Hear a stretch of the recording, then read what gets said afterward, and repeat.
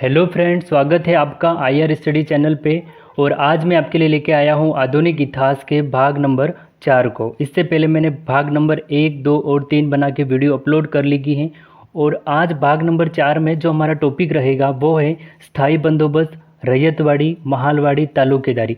इसमें मुख्य रूप से कई बार हर एग्ज़ाम में एक या दो क्वेश्चन पूछे जाते हैं कि स्थायी बंदोबस्त किसने चालू किया था, या इनके जनक कौन है, रैयतवाड़ी क्या है, या भारत के कितने।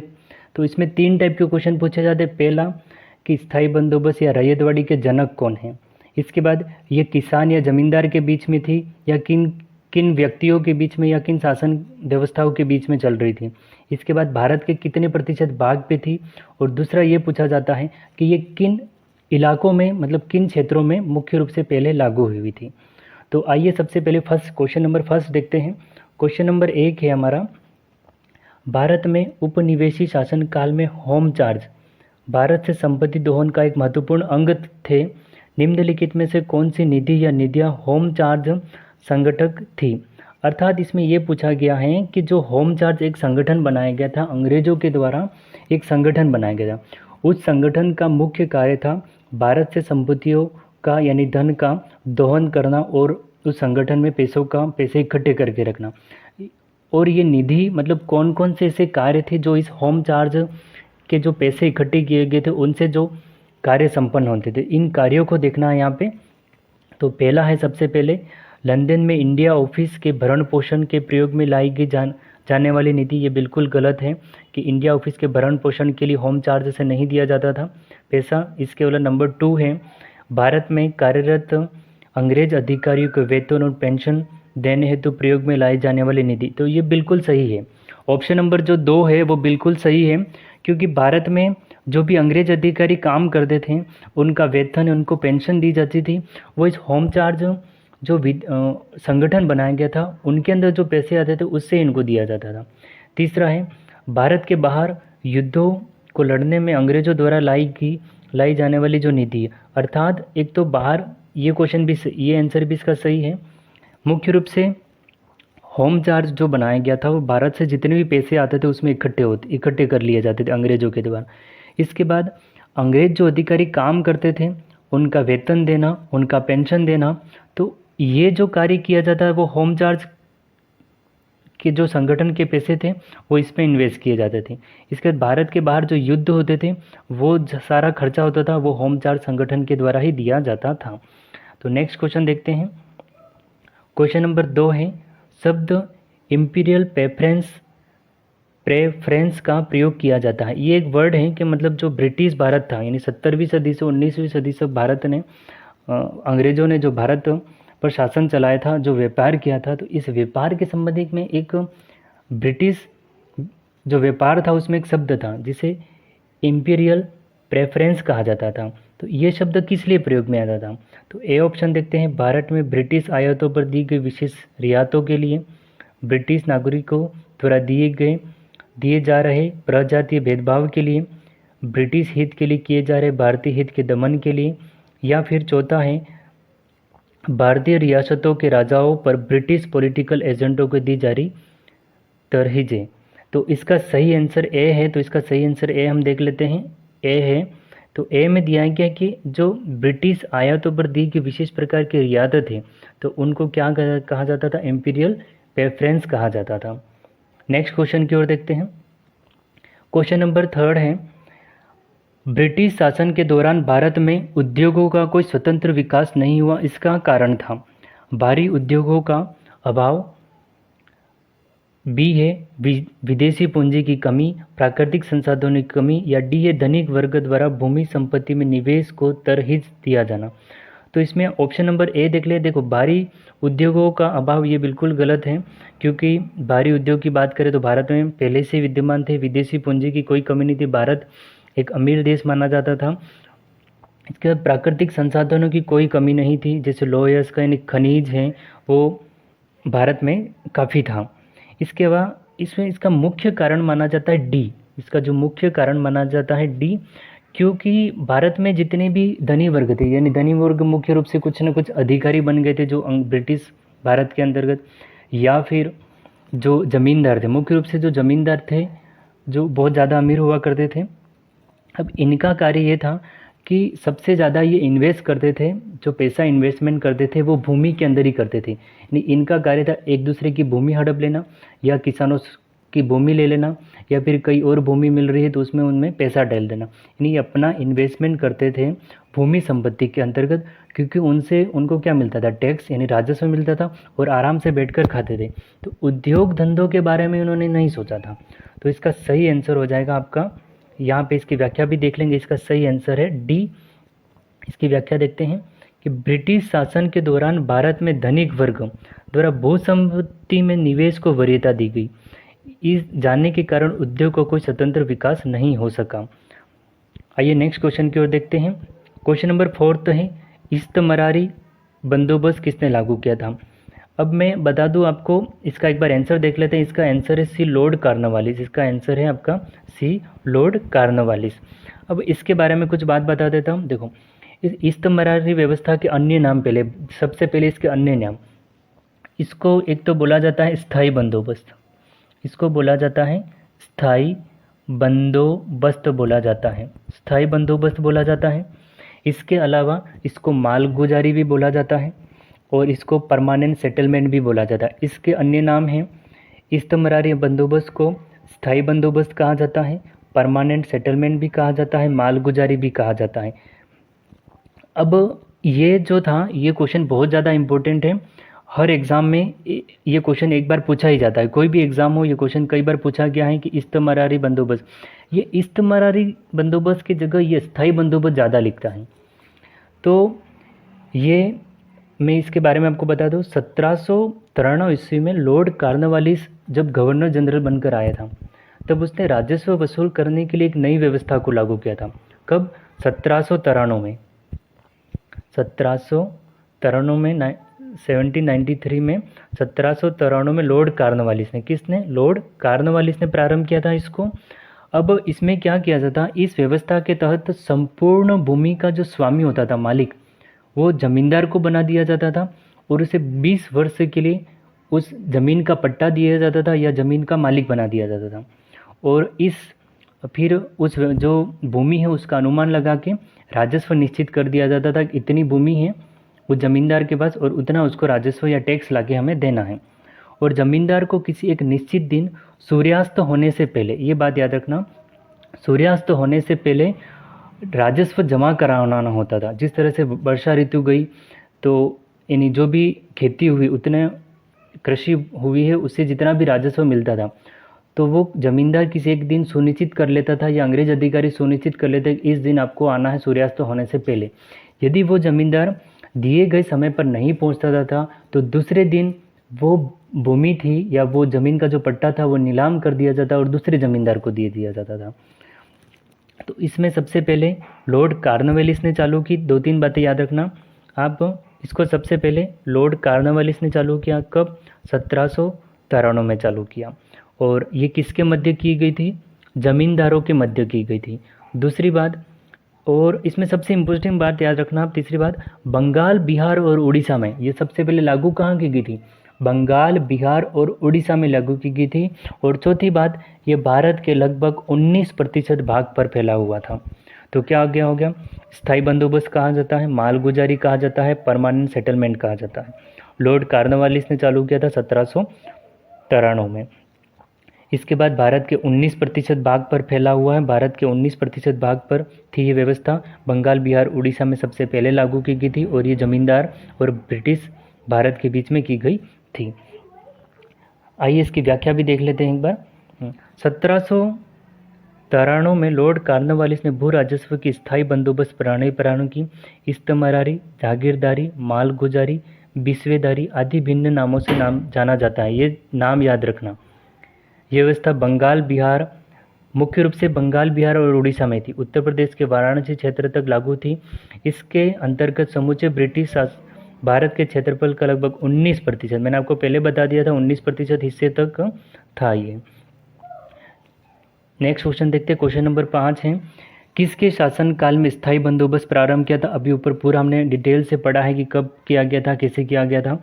तो ये लॉर्ड कार्नवालिस, इसका सही आंसर हो जाएगा B, Lord Cornwallis. Next question देखते हैं, क्वेश्चन नंबर 6 है, स्थायी बंदोबस्त किसके किया गया था या किसके द्वारा किया गया था? किससे किया गया था, सॉरी, ये पूछा गया किससे किया गया था। तो मैंने आपको बताया था ये जमींदार और अंग्रेज अधिकारियों के बीच में किया गया था। तो 20 वर्षों तक, कितने वर्षों तक? 20 वर्षों तक वो भूमि का मालिक हो जाता था वो, या उस भूमि का जो पट्टा दिया जाता था वो जमींदारों को दिया जाता था। तो जमींदार से किया गया था। स्थायी बंदोबस्त किसके साथ किया गया था? जमींदारों के साथ, ग्रामीण समुदाय के साथ, मुकदमों के साथ, या किसानों के साथ में? तो ये जमींदारों के साथ किया गया था। इसका सही आंसर हो जाएगा ए। आइए नेक्स्ट क्वेश्चन की ओर आगे बढ़ते हैं। क्वेश्चन नंबर 8 है, किस गवर्नर जनरल ने भारत में स्थायी भू राजस्व व्यवस्था स्थापित की थी? तो वही स्थायी भू राजस्व व्यवस्था, स्थायी बंदोबस्त बोले, स्थायी भू राजस्व व्यवस्था बोले, बात है की थी। तो कौन था? लॉर्ड कार्नवालिस था। नेक्स्ट क्वेश्चन देखते हैं, क्वेश्चन नंबर 9 है, लॉर्ड कार्नवालिस का स्थायी बंदोबस्त लागू किया गया था। तो मैंने आपको पहले ही डेट बता दी थी, क्या क्या कब था? 1793 में लागू किया गया था। कब किया गया था? 1793 में। तो इसका सही आंसर हो जाएगा डी, 1793 में। नेक्स्ट क्वेश्चन देखते हैं, क्वेश्चन नंबर 10 है, चिरस्थायी बंदोबस्त यानी स्थायी बंदोबस्त या चिरस्थायी बंदोबस्त, बात एक ही है, ठीक है। 1793 के अंतर्गत जमींदारों से अपेक्षा की गई थी कि खेतीहारों को पट्टा जारी करेंगे। अनेक जमींदारी ने पट्टे जारी नहीं किए, इसका कारण क्या था? अब इसका कारण ये था, पहला देखते हैं, देखो, जमींदारों के ऊपर किसानों का विश्वास था, बिल्कुल गलत, ऐसा कुछ नहीं था। नेक्स्ट के देखते हैं, बी, जमींदारों के ऊपर सरकारी नियंत्रण नहीं था। इसके बाद सी है, ब्रिटिश सरकार की जिम्मेदारी थी या खेतीहरों की दिलचस्पी पट्टा प्राप्त करने में नहीं थी। तो इसके सही आंसर था बी। इसका सही आंसर क्या हो जाएगा आपका? बी इसका सही आंसर है कि जमींदारों के ऊपर कोई सरकारी नियंत्रण नहीं था। अब इसमें पूरी व्यवस्था बता दी थी कि 20 वर्षों तक जमींदार को मालिक बना दिया। अब अकेला जमींदार तो पूरे गांव की या जो 20 सालों तक खेती करने से रहा।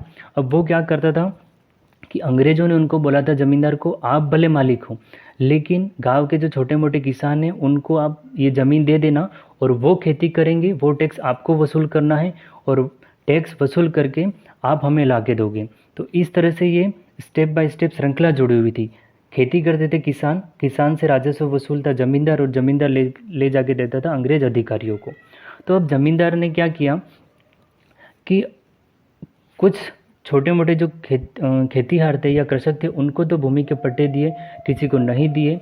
यानी ये अपनी मनमर्जी के हिसाब से करता है। जमींदार चाहे तो पट्टा दे सकता है, जमींदार चाहे तो नहीं दे सकता। जबकि अंग्रेज अधिकारियों ने तो कहा था कि आपको पट्टे अनिवार्य रूप से सभी को देने हैं, वो खेती करेंगे। लेकिन ज़मींदार ने क्या किया कि मजदूर रख लिए और वो खुद ही खेती कई बार करवाता था। तो इस तरह से कई गरीब किसानों को भूमि के पट्टे नहीं दिए गए थे। इसका मुख्य कारण था कि ज़मींदारों के ऊपर कोई सरकारी नियंत्रण नहीं था, ज़मींदार अपनी मनमर्जी करते थे। आइए नेक्स्ट क्वेश्चन की ओर आगे। क्वेश्चन नंबर 12 है, बिहार में परमानेंट सेटलमेंट लागू करने का कारण था। तो मैंने आपको पहले ही बताया था, अस्थायी बंदोबस्त भी कहा जाता है, मालगुजारी भी कहा जाता है, इसको परमानेंट सेटलमेंट भी कहा जाता है। लॉर्ड कार्नवालिस ने किया था, लेकिन बिहार में करने का क्या कारण था? बिहार, बंगाल और उड़ीसा, 3 राज्यों में सबसे पहले लागू किया गया था। तो इसका मुख्य कार्य ही क्या था? जमींदारों का ज़मीन पर अधिकार नहीं रहना, ये गलत है, ए ऑप्शन बिल्कुल गलत है। बी देखते हैं, जमींदारों की ज़मीन पर वंश परंपरा अधिकार को स्वेच्छा से स्थानांतरित करने का अधिकार, ये भी इसका सही आंसर नहीं है, बी दोनों गलत है। सी, भू राजस्व का निर्णय करना, तो ये बिल्कुल सही है, क्योंकि टैक्स ही वसूल करते थे और कुछ काम नहीं था। तो जमींदारी प्रथा का निर्मूलन, तो इसका सही आंसर हो जाएगा सी, भू राजस्व का राजस्व निर्णय करना। इसके बाद इसका व्याख्या देख लेते हैं इसकी। लॉर्ड कार्नवालिस के समय भू राजस्व व्यवस्था प्रारंभ में 10 वर्षीय व्यवस्था के रूप में लागू की गई थी। प्रारंभ में 10 वर्षीय थी, इसके अधिकांश तो कई जगह 20 वर्ष लिखा है, ठीक है, यहाँ पे इसने 10 वर्षीय लिख लिया है। इसे 1790 में लागू की गई थी, जो कि 22 मार्च 1793 को परमानेंट सेटलमेंट स्थायी बंदोबस्त के रूप में स्थापित हुई। इस व्यवस्था को बिहार में लागू करने का मुख्य कारण कंपनी के लिए भू राजस्व की एक निश्चित राशि तय करना था। नेक्स्ट क्वेश्चन है क्वेश्चन नंबर 13 रिक्त स्थान की पूर्ति कीजिए। यानी यहाँ पे कौन सा सन बताना है। बंगाल और बिहार में भूमि पर किराएदारों के अधिकार को बंगाल किराएदार अधिनियम द्वारा दिया गया था। तो 1885 में, 86 में, 1889 में, या फिर हो जाएगा 1900 में। तो यहाँ पे है आपका सही आंसर है 1885 में। अर्थात इसे आप रैंड अधिनियम कह देते हैं। इसको क्या कहा जाता है? रैंड अधिनियम 1885, रैंड अधिनियम 1885 कहा जाता है, या किराएदार अधिनियम 1885 भी कहा जाता है।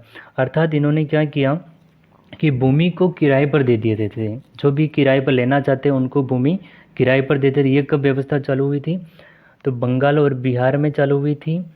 किराएदारों को, यानी इसको किराएदार अधिनियम या रेंट अधिनियम कहा जाता है। कब चालू हुआ था? 1885 में चालू हो गया था।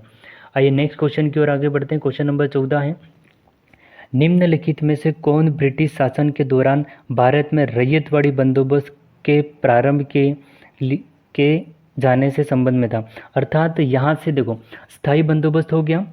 स्थायी बंदोबस्त की पूरी जानकारी पढ़ ली हमने कि कहाँ चालू हुआ, कब चालू हुआ, किसके बीच में था और कहाँ का इसको प्रारंभ करना था और जनक कौन है। सारी डिटेल से पढ़ी हमने स्थायी बंदोबस्त को। इसके बाद यहाँ पे रैयतवाड़ी से क्वेश्चन चालू होते हैं। यानी मैं आपको रैयतवाड़ी की एक सामान्य जानकारी देता हूँ। यह व्यवस्था कैप्टन रीड, यानी इसको अलेक्जेंडर रीड भी कहते हैं, कैप्टन रीड या अलेक्जेंडर रीड के द्वारा तथा टॉमस मुनरो, दो व्यक्ति थे, एक तो थे मुनरो और दूसरा था रीड, इन दोनों के द्वारा लागू की थी। और ये सबसे पहले मुंबई तथा मद्रास की जो प्रेसिडेंसियाँ थी, मुंबई तथा मद्रास प्रेसिडेंसी इलाकों में इनको सबसे पहले लागू किया गया था। तो दो बातें याद रखना, सबसे पहले कैप्टन रीड और मुनरो के द्वारा लागू की गई, कहाँ? मुंबई और मद्रास में। तीसरा पॉइंट ये है, इसमें क्या होता था, देखो स्थायी बंदोबस्त में तो जमींदार मालिक होता था, लेकिन इसमें जमींदार नहीं था। संपूर्ण भूमि का जो स्वामी होता था वो किसान होता था, और अनुमान के आधार पर उस जमीन का राजस्व निश्चित कर दिया जाता था और किसान को बोल दिया जाता था, किसान सीधा ही अंग्रेज अधिकारी को लाके टैक्स देगा या राजस्व देगा। और सबसे इम्पोर्टेंट चौथी बात है, यह भारत के सर्वाधिक भूभाग पर 51% भूभाग पर जो बंदोबस्त था वो कौन सा था? रैयतवाड़ी बंदोबस्त था। या रैयतवाड़ी जो टैक्स वसूल करने की या जो आपका राजस्व वसूल करने की जो व्यवस्था थी वो भारत के सर्वाधिक भाग पर कौन सी थी? तो रैयतवाड़ी। तो कौन कौन सी बातें याद रखनी है? कैप्टन रीड, टॉमस मुनरो के द्वारा लागू की गई थी, सबसे पहला पॉइंट। दूसरा पॉइंट, मुंबई मद्रास क्षेत्रों में लागू की गई। तीसरा पॉइंट, इसमें भूमि का स्वामी कौन होता था? खुद किसान ही होता था, ठीक है। और चौथा पॉइंट, ये भारत के सर्वाधिक भूभाग पर 51% भाग पर फैल गई थी, या 51% भाग पर ये प्रचलित थी। आइए इसका आप सही आंसर देखते हैं।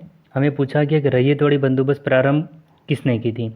तो अभी मैंने पूरा डिटेल बताया है, तो इसका सीधा सा आंसर हम देख लेते हैं। तो लॉर्ड कॉर्नवालिस तो उसमें हो जाएगा स्थायी बंदोबस्त में।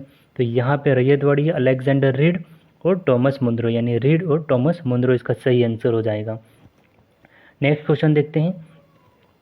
सर टॉमस मुनरो द्वारा भू राजस्व बंदोबस्त से संबंधित है, यानी सर टॉमस मुनरो ने कौन सी भू राजस्व व्यवस्था चालू की थी? तो ऊपर हमने व्याख्या में पढ़ा था कौन सा, यानी मैंने आपको बताया था रैयतवाड़ी।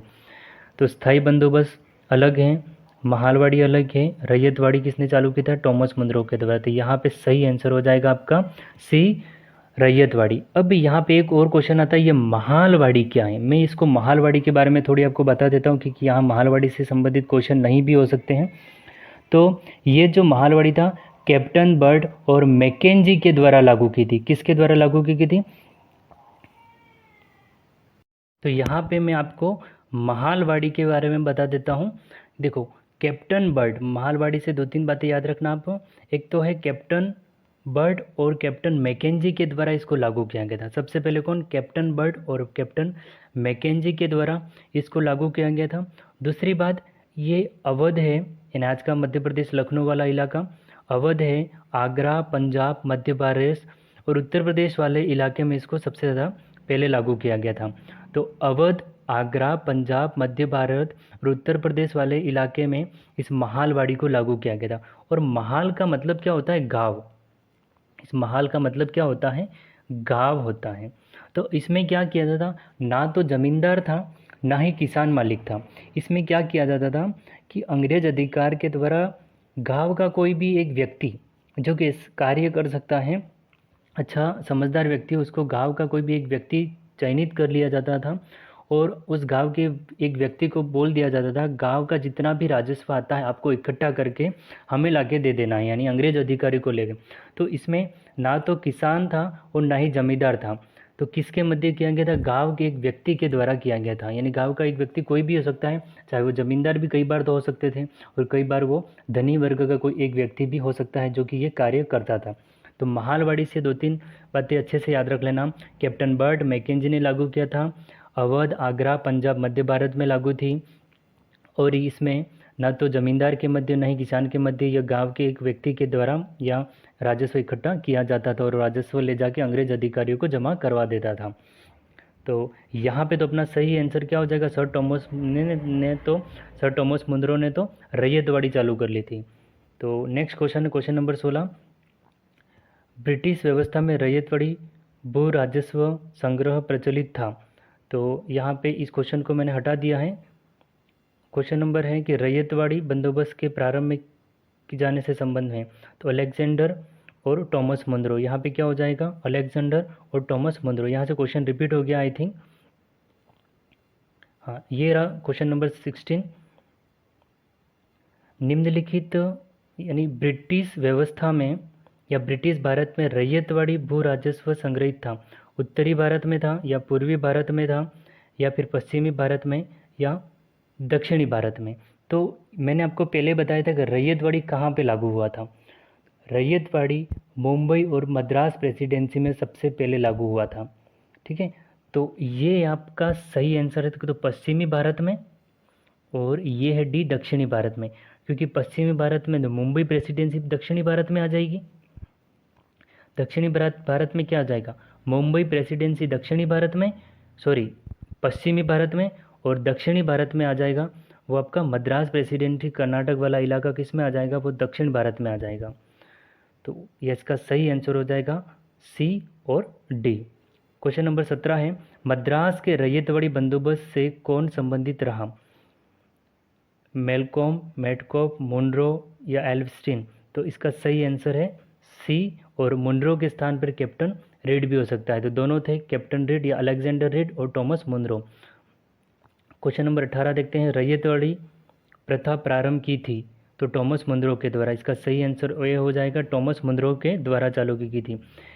19वां क्वेश्चन है, अंग्रेजों ने रैयतवाड़ी बंदोबस्त कहाँ लागू की थी? बंगाल प्रेसिडेंसी, मद्रास प्रेसिडेंसी या मुंबई प्रेसिडेंसी? मद्रास और मुंबई प्रेसिडेंसी। तो ऊपर व्याख्या में मैंने आपको समझाया था। तो किन दो इलाकों में लागू की गई थी? एक तो इसका सही आंसर है मुंबई प्रेसिडेंसी और मद्रास। तो इसका डी आंसर है, मद्रास और मुंबई डी के अंतर्गत है। नेक्स्ट क्वेश्चन है क्वेश्चन नंबर 20 है, अंग्रेजों ने रैयतवाड़ी व्यवस्था सर्वप्रथम आरंभ की थी? बंगाल, आगरा, बम्बई या मद्रास? अब देखो, मुंबई में भी चालू की थी और मद्रास में भी, यहाँ कंफ्यूज मत होना।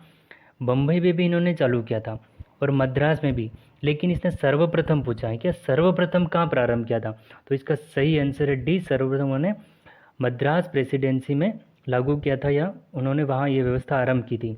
क्वेश्चन नंबर 21 है, रैयतवाड़ी बंदोबस्त के संदर्भ में निम्नलिखित कथनों पर विचार कीजिए। ये रैयतवाड़ी व्यवस्था क्या थी, इसके बारे में विचार करना है। किसानों द्वारा लगान सीधे सरकार को दिया जाता था। इसके बाद दूसरा है, सरकार रैयत को पट्टे देती थी। कर लगाने के पूर्व भूमि का सर्वेक्षण या मूल्य निर्धारित किया जाता। तो ये तीनों बातें सही है। इसका सही आंसर हो जाएगा आपका सी। इसका सही आंसर है कि 1, 2, 3। तो क्योंकि देखो, मैंने पहले ही बता दिया था, किसान था, किसान सीधा सरकार को देता था, ये ऑप्शन सही है। इसके पट्टे को देती थी किसानों को, ये भी सही है। और कर लगाने से पूर्व यानी सर्वेक्षण और मूल्य का निर्धारण कर लिया था। लेकिन ये पैमाइश के आधार पर नहीं था, ये अनुमापन के आधार पर, मतलब अनुमान लगा दिया जाता था, इतनी भूमि और इतना टैक्स आपको देना है। तो तीनों बातें यहाँ से सही है।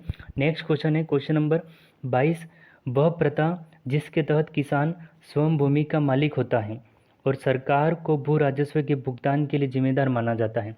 तो मैंने आपको रैयतवाड़ी पूरी समझा दी थी, ये रैयतवाड़ी से ही क्वेश्चन बन रहे हैं।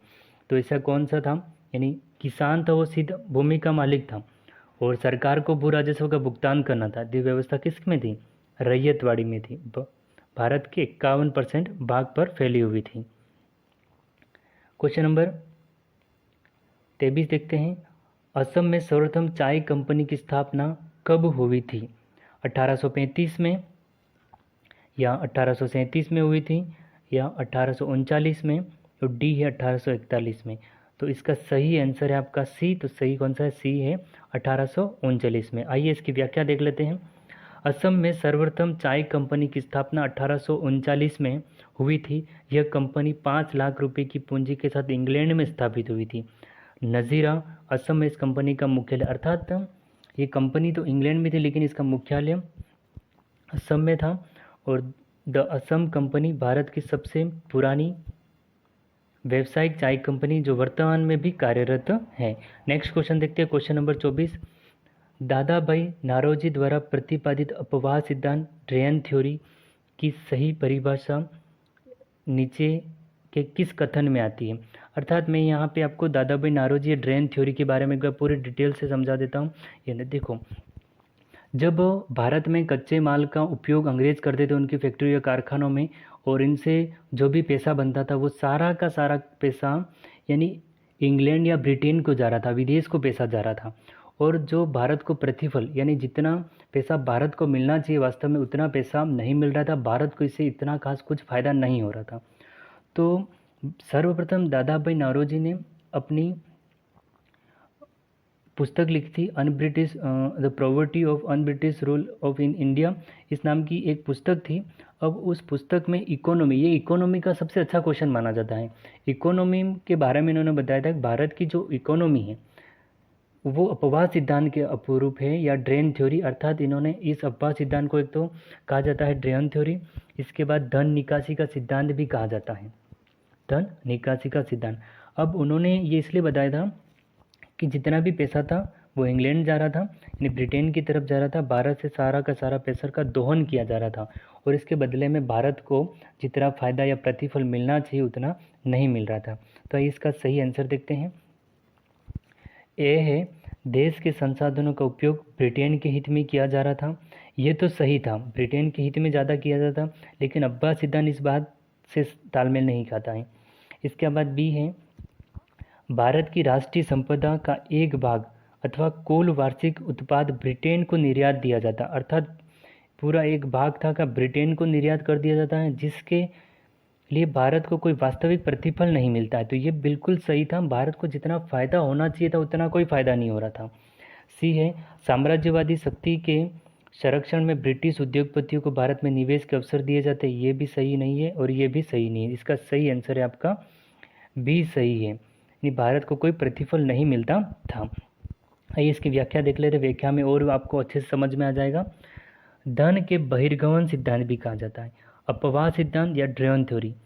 राष्ट्रवादी परिभाषा का तात्पर्य भारत से धन संपत्ति एवं माल का इंग्लैंड में स्थानांतरण था, जिसके बदले में भारत के समतुल्य कोई भी आर्थिक वाणिज्य भौतिक प्रतिलाभ नहीं होता। यानी सारा का सारा धन संपत्ति माल कहाँ जा रहा था, इंग्लैंड में जा रहा था, जिसके बदले भारत को ना तो आर्थिक वाणिज्य भौतिक प्रतिलाभ यानी कुछ भी फायदा नहीं हो रहा था।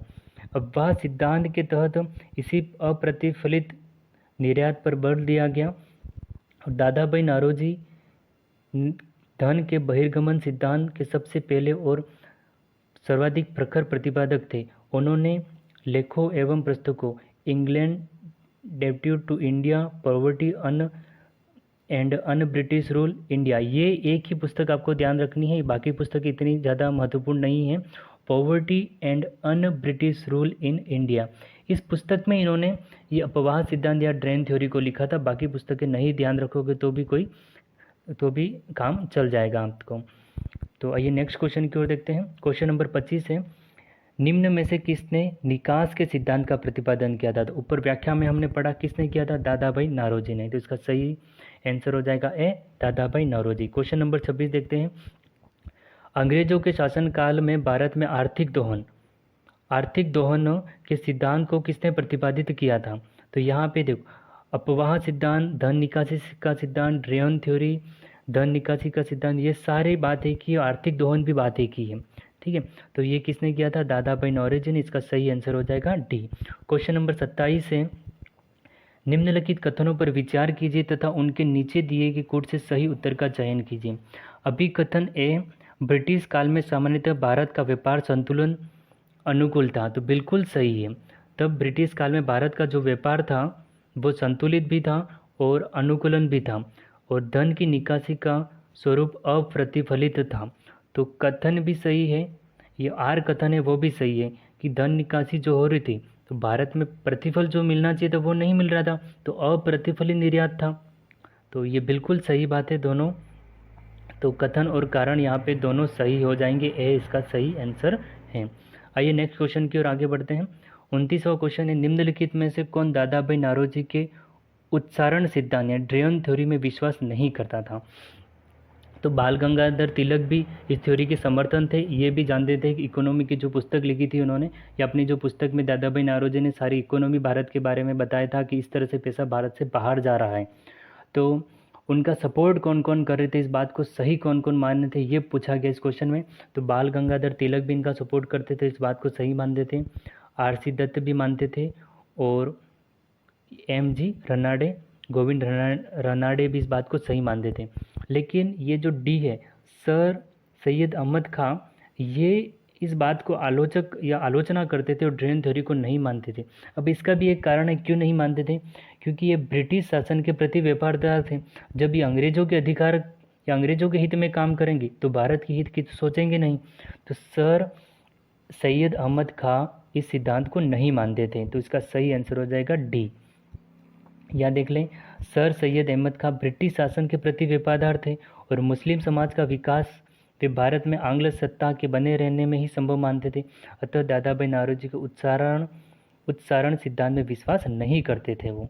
इसके बाद 30 है, ये पुस्तक मैंने आपको पहले बता दी थी। जो 30वें नंबर क्वेश्चन में पुस्तक लिखी गई है, ये एक ही पुस्तक सबसे ज़्यादा पूछी गई है कि ये पुस्तक किसने लिखी थी और क्या लिखा गया इसमें। तो poverty and un British rule in India, ये पुस्तक याद रखना, नामक पुस्तक लिखी थी, तो दादा भाई नौरोजी के द्वारा लिखी गई थी।